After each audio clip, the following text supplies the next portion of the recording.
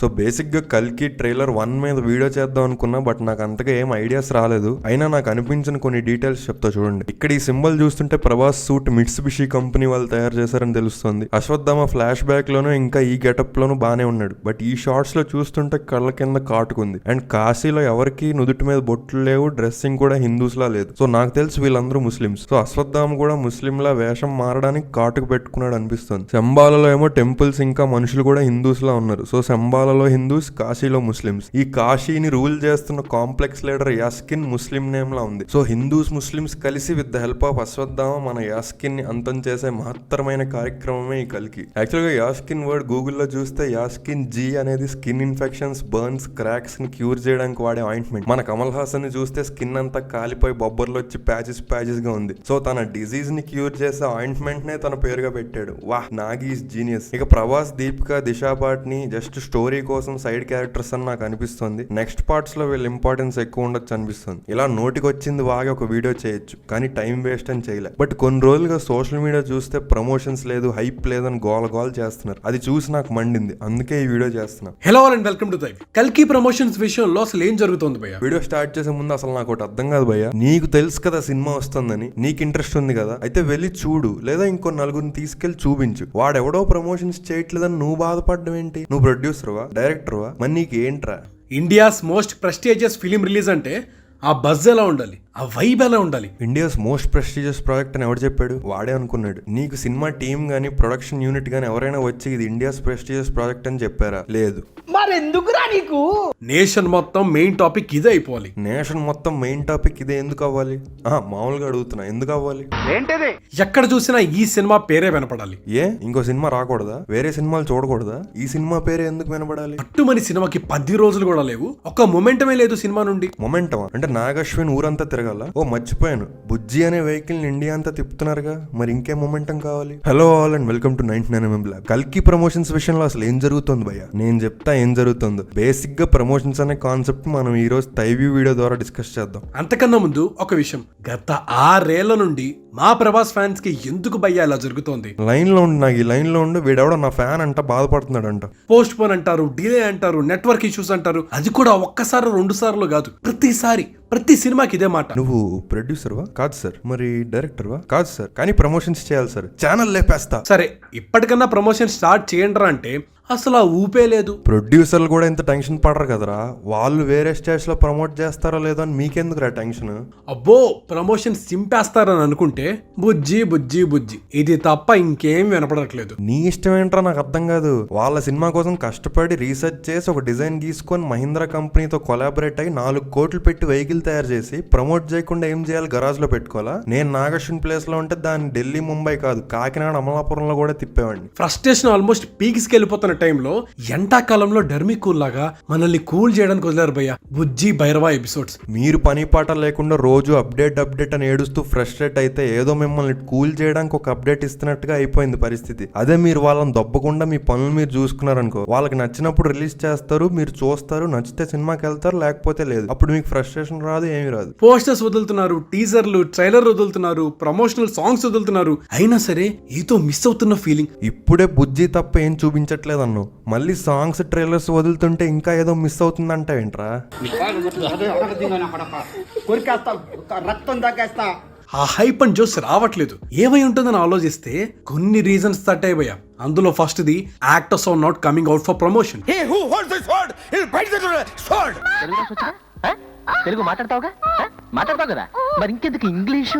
అసలు బాహుబలికి, సాహో మూవీకి, ఆఖరికి రాధేశ్యామ్ కి కూడా అగ్రెసివ్ గా నేషన్ అంతా ఇంటర్వ్యూస్ ఇస్తూ ప్రమోట్ చేసిన ప్రభాస్ ఏమైపోయాడు భయ్య? ఆ సాహోని, రాధేశ్యామ్ ని ఫ్లాప్ చేశారుగా, అందుకే మనోడు ఎంత తక్కువ మాట్లాడితే అంత మంచిదని అనుకుంటున్నాడేమో. అసలు చెప్పాలంటే బాహుబలి 1 కూడా ఫస్ట్ డే నెగిటివ్ టాక్ వచ్చింది. బేసిక్ గా బాహుబలి స్టోరీ ఏం లేదు, వెరీ సింపుల్ మహాభారతం స్టోరీ. అది 2 బ్రదర్స్ ఉంటారు, అందులో పెద్దవాడు హ్యాండిక్యాప్డ్, అక్కడ ధృతరాష్ట్రుడు బ్లైండ్, ఇక్కడ నాజర్ అవిటివాడు. సో తమ్ముడు కింగ్ అవుతాడు, వాళ్ళ కొడుకులకి పడదు, సో కొట్టుకుంటారు. Simple plot. బట్ ఏంటి స్పెషల్, మన ఇండియా మొత్తంలోనే 300 గ్లాడియేటర్ లాంటి థీమ్స్ తో ఈ మోడర్న్ డే లో ఎవడు టెక్నాలజీ వాడి సినిమా తీయలేదు. అది రాజమౌళి గారు అటెంప్ట్ చేశారు without floss. VFX and some anti gravity elements తప్ప నాకు బాహుబలి 1 లో ఒక్క ఫ్లా కనబడలేదు. అయినా ఫస్ట్ డే నెగిటివిటీ వచ్చిందా లేదా? అలాంటిది కల్కి. ఈ సినిమా అనౌన్స్ చేసే వరకు ఎవరికి కల్కి ఎవరో కూడా తెలియదు. ఎప్పుడో 2011లోనే అడివిశేష్ కర్మ అని కల్కి స్టోరీ తీశాడు, కానీ అది ఎవరికి తెలియదు, ఎవడు చూడలేదు. ఇక నార్త్ వాళ్ళకి అసలు తెలియదు. వాళ్ళ సైడ్ లో మనలా చాగంటి గారు, గరికిపాటి గారు లాగా ఎవరు ప్రవచనాలు ఇవ్వరు. వాళ్ళ మూవీస్ లో మన స్కంద, అఖండ లాగా హిందూయిజం ని పోర్ట్రే చేస్తూ తీరు. సో అలాంటి కల్కి స్టోరీకి సైఫై కూడా యాడ్ చేశాడు. ఆబ్వియస్లీ చేయాలి, ఎందుకంటే కల్కి అవతరించేదే వరల్డ్ ఎండింగ్ స్టేజ్ లో. వాటర్ లేక, చెట్లు లేక జనాలు చచ్చిపోతున్నప్పుడు కల్కి వచ్చి కాపాడుతాడు. సో ఆ విజువల్స్ క్రియేట్ చేయాలంటే సైన్స్ అండ్ టెక్నాలజీ వాడాలి. మరి ఇంత కొత్త స్టోరీని మన వాళ్ళు వెంటనే యాక్సెప్ట్ చేస్తారా? ఒకవేళ ఇంత ప్రమోషన్ చేసి ఫైనల్ గా సినిమా బాగాలేకపోతే అందరూ తిట్టేది డైరెక్టర్నేగా. అందుకే ఎక్కువ లేపట్లేదు సినిమాని. అరే వాళ్ళు డబ్బులు పెట్టి కష్టపడి షూటింగ్ చేసి, ఎడిటింగ్లు, విఎఫ్ఎక్స్లు చేసి ఒక ప్రొడక్ట్ రెడీ చేస్తే నీ యూట్యూబ్ వ్యూస్ కోసం ఇంట్లో కూర్చొని హైప్ లేదు అంటే వాళ్ళ ఇష్టం అయ్యా. నచ్చితే ప్రమోట్ చేసుకుంటారు, లేకపోతే చేయరు. నీ బాధ ఏంటి? నేను చెప్పనా, వీళ్ళ బాధ సినిమా సరిగ్గా ప్రమోట్ చేయట్లేదు, అన్ని స్టేట్స్ వాళ్ళకి తెలియదు అని కాదు. వీళ్ళకి వీడియోలు చేయడానికి స్టఫ్ లేదు, అది వీళ్ళ బాధ. మీకు నిజంగా హైప్ ఉందో లేదో తెలియాలంటే మన రగడీ బాయ్ అలాగా ఊరు తిరిగి సర్వే చేసి కనుక్కోండి హైప్ ఉందో లేదో. మన పాయింట్ అది కాదు. ఇప్పటిదాకా వచ్చిన కాంటెంట్ తోనే వీడు ఎన్ని వీడియోలు చేసాడో చూద్దాం. ఆల్మోస్ట్ 10 వీడియోలు ఉన్నాయి. మనోడే కాదు, ఇంకా చాలా మంది బ్రేక్ డౌన్ అని, అనాలిసిస్ అని బోల్డ్ వీడియోలు చేశారు. సో బేసిక్ గా ఎవడి బిజినెస్ కోసమే వాడు చూసుకుంటున్నాడు, ఎవరికి ప్రేమ పొడుచుకొచ్చేయట్లేదు. మరి నీ ప్రాబ్లం ఏంట్రా అని మీరు నన్ను అడిగితే, వీళ్ళ వల్ల మనలాంటి జెన్యూన్ ఆడియన్స్ మ్యాన్ప్లేట్ అవుతున్నారు. అది నా ప్రాబ్లం. ఎలాగో చెప్తా వినండి. మీరు ఒక నార్మల్ సినిమా లవర్ భయ్యా, సినిమా పోస్టర్లు చూస్తారు, సాంగ్స్ వింటారు, టీజర్ ట్రైలర్ చూస్తారు, నచ్చితే సినిమాకి వెళ్తారు, లేదా లేదు. కానీ మీకు కూడా కల్కి ప్రమోషన్స్ ఏం చేయట్లేదు అనే ఫీలింగ్ ఉందా లేదా? అది ఎందుకు వచ్చింది? మీకు ఒక ట్రైలర్ చాలు కదా. యాక్చువల్ గా సినిమా ముందు రోజు ఎలాగో ప్రీ రిలీజ్ ఈవెంట్ చేస్తారు, ఈ రెండు చాలుగా. అయినా మీకు ఎందుకు అలా అనిపించింది? ఎందుకంటే ఈ సోషల్ మీడియాలో చేసే అతి వల్ల. వాళ్ళకి నచ్చితే ఇప్పటిదాకా వచ్చిన మెటీరియల్ తోనే రోజుకి 10 పోస్టులు, వీడియోలు పెట్టి హైప్ క్రియేట్ చేయగలరు. నచ్చకపోతే ఇలా హైప్ లేదంటారు. ఇదంతా process of PR and business. ఇప్పుడు ప్రాబ్లం ఏంట్రా అంటే ఇందులో 2 బ్యాచెస్ ఉన్నారు. ఒకళ్ళు టీజర్ ట్రైలర్లు బ్రేక్ డౌన్, హిడెన్ డీటెయిల్స్ చెప్పేవాళ్ళు, ఇంకో బ్యాచ్ ఏమో రివ్యూలు చెప్పేవాళ్ళు. ఫస్ట్ బ్రేక్ డౌన్ బ్యాచ్ చూద్దాం. ఇది వరకు ఏంటంటే సినిమా థియేటర్ లో ఫ్లాప్ అయి వెళ్ళిపోయాక అప్పుడు వచ్చి ఇందులో ఈ డీటెయిల్స్ చూసారా, అది గమనించారా అని చూపించి, ఓడియమ్మ ఈ సినిమాలో ఎంత ఉందా, మనం ఎంత డీప్ గా చూడకుండా ఫ్లాప్ చేశారని రిగ్రెట్ అయ్యేవాళ్ళు. ఇప్పుడు ఆ కాన్సెప్ట్ కి వాల్యూ అయిపోయింది. ముందుగానే టీజర్ ట్రైలర్ లో డీటెయిల్స్ చూస్తే మీకు ఏమొస్తుంది? ట్రైలర్ నచ్చితే ఆటోమేటిక్ గా మీకు ఇంట్రెస్ట్ వస్తుంది, కానీ హీరో కట్ డ్రైవర్ బ్లూ కలరా రెడ్ కలరా అనేది తెలుసుకోవడం వల్ల మీకు ఏం ఇంట్రెస్ట్ వస్తుంది? ఇప్పుడు అలాగే ఉన్నాయి వీళ్ళ డీటెయిల్స్. ఈ షిప్ దీని పేరు నాకు తెలియదు, బట్ అది దిగుతున్నప్పుడు ఇక్కడ అయితే రెడ్ కలర్ స్టిక్స్ తో సిగ్నల్ ఇస్తుంటారు ఈ షిప్ ల్యాండ్ అవుతున్నప్పుడు. కానీ షిప్ టేక్ ఆఫ్ చేస్తున్నప్పుడు గ్రీన్ కలర్ స్టిక్స్ తో. వావ్, వాట్ ఎ డీటెయిల్ రా. ఇప్పుడు ఇంత ఇంపార్టెంట్ ఇన్ఫర్మేషన్ తో నేను ఏం చేయాలి భయ్యా? ఇదే నేను చెప్పేది.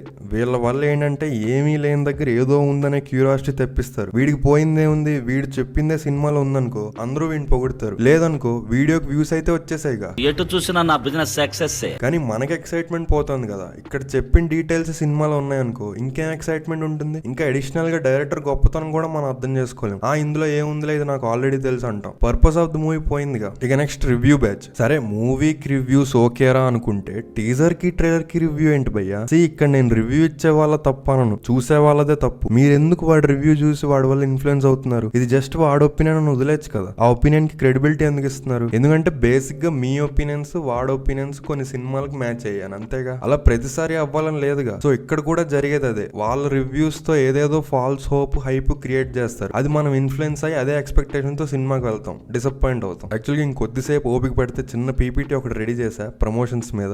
టైవ్యూ కాదు, నేను ఇస్తా పీపీటీ. సో బేసిక్ గా ఒక సినిమా ఉంటే దాన్ని జనాల్లోకి తీసుకెళ్ళాలి, అప్పుడే వాళ్ళకి సినిమా వస్తుందని తెలిసి వెళ్ళి చూస్తారు. ఓకేనా?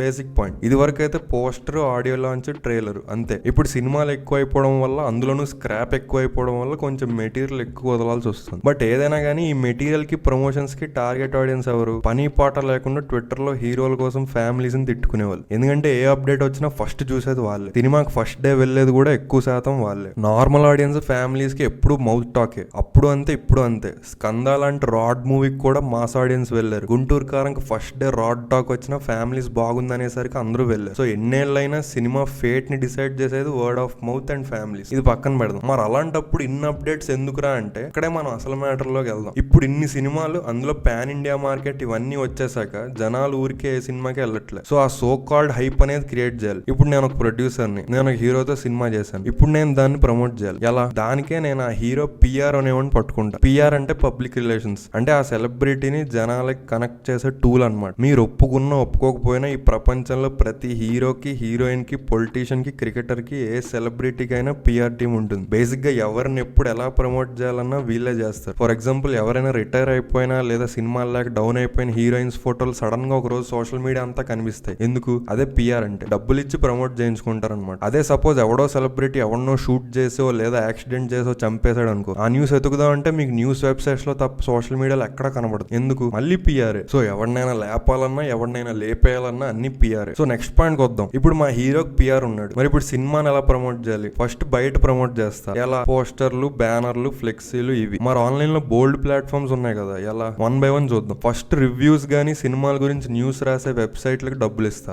అక్కడ వాళ్ళు చూసుకుంటారు. నెక్స్ట్ యూట్యూబ్ వద్దాం. యూట్యూబ్ లో బాగా సబ్స్క్రైబర్స్ ఉన్న వాళ్ళని చూస్తా. అలాగే ఎవడు ఏదైనా చెప్తే వాడు సబ్స్క్రైబర్స్ గుడ్డిగా నమ్మేస్తారో అలాంటి వాళ్ళని చూస్తా, వాళ్ళకి డబ్బులు ఇస్తా. ఫర్ ఎగ్జాంపుల్ ఇలాంటి వాటిల్లో ఫస్ట్ మన తైవి అన్న ముందు ఉంటాడు. నెక్స్ట్ మూవీ రివ్యూవర్స్, ఇన్ఫ్లుయెన్సర్స్, ఇలా. సో యూట్యూబ్ సెట్టా. నెక్స్ట్ ట్విట్టర్ యాక్చువల్లీ ఈజీ, ఎందుకంటే 24 గంటలు అందులోనే జనాలు పడుంటారు కాబట్టి అక్కడ ప్రమోట్ చేయడం ఈజీ. బట్ స్టిల్ మా హీరోకున్న ఫ్యాన్స్ లో బాగా పాపులర్ అండ్ ఫ్యాన్ ఒకరిని పట్టుకుంటా, వాడిని పిఆర్ చేస్తా. ఆఫ్లైన్ లో కూడా సేమ్ లాజిక్. మీ ఊర్లో ఎవడు ఫ్యాన్స్ ప్రెసిడెంట్ అవుతాడు? ఎవడైతే బాగా యాక్టివ్ అంటే బేవర్స్, ఎవడు బాగా పాపులర్, ఎవడు చెప్తే వాడి మాట అందరూ వింటారు, బేసిక్ గా ఎవడు పెద్ద రౌడియో వాడే అవుతాడు కదా. ట్విట్టర్ లో కూడా సేమ్ లాజిక్. వీడేం చేస్తాడు?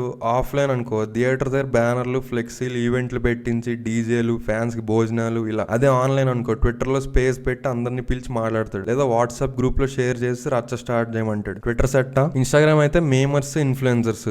మేమర్స్ అయితే మేమ్ కింద ఇస్తారు. ఇప్పుడు పెద్ద హీరోలు అయితే ఇలా దిల్జీత్ లేదా పెద్ద పెద్ద సెలబ్రిటీస్ తో కొలాబరేషన్స్ చేస్తారు. చిన్న హీరోలు అయితే ఇన్స్టాగ్రామ్ ఇన్ఫ్లుయెన్సర్స్ తో సాంగ్స్ లో హుక్ స్టెప్స్ కి డాన్స్ వేయడాలు ఇలాంటివి చేస్తారు. ఇన్స్టాగ్రామ్ కూడా సెట్. సరే ఇవన్నీ పట్టించుకోకుండా సినిమాకి వెళ్దామంటే ఊరుకుంటారా? రిలీజ్ అయిన ఫస్ట్ డే ఫస్ట్ షో నుంచే సోషల్ మీడియాలో స్టేటస్లు, ట్విస్ట్లు రివీల్ చేయడాలు, గోల చేసి మనం ఫస్ట్ డే చూడకపోతే సూసైడ్ చేసుకునేలా చేస్తారు. సో అసలు ప్రాబ్లం ఏంట్రా అంటే, ఇప్పుడు మీరు చూసారు కదా ఒక సినిమా మీద ఎంతమంది బతుకుతున్నారు. సో అందుకే ప్రమోషన్స్ చేయకపోతే వీళ్ళందరికీ బాధ అనమాట. నిజంగా ఎవరికి సినిమా మీద ప్రేమ లేదు, అంతా బిజినెస్. మనలాంటి జనాలు గొర్రెలు అయ్యేంత వరకు వీళ్ళు ఆడుకుంటూనే ఉంటారు. సో ఫైనల్ గా ఈ వీడియో పాయింట్ ఏంటంటే, ఈ సోషల్ మీడియా వల్ల ఇండివిజువాలిటీ అనేది పోతుంది. ఒక మనిషి ఏమి పట్టించుకోకుండా వాడికి నచ్చిన సినిమాకి వెళ్ళి చూసి వచ్చే స్వేచ్ఛ లేకుండా పోయింది. అందరూ ఏదో ఇన్ఫ్లుయెన్స్ తోనే బతుకుతున్నాం, జెన్యూనిటీ పోయింది. సో అదే ఈ వీడియో పాయింట్. ప్రమోషన్స్, హైప్ అని సోదంతా పట్టించుకోకుండా సినిమా మీద ఇంట్రెస్ట్ ఉంటే వెళ్ళండి, అంతే. సో అంతే మరి ఈ వీడియో నచ్చితే తప్పకుండా లైక్, షేర్ అండ్ సబ్స్క్రైబ్.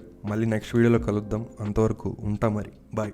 నువ్వు సినిమా లవర్ అయితే నా సినిమా పోస్టర్ చూడు, పాటలు విని ట్రైలర్ చూసి నచ్చితే వెళ్ళు, లేకపోతే మానే.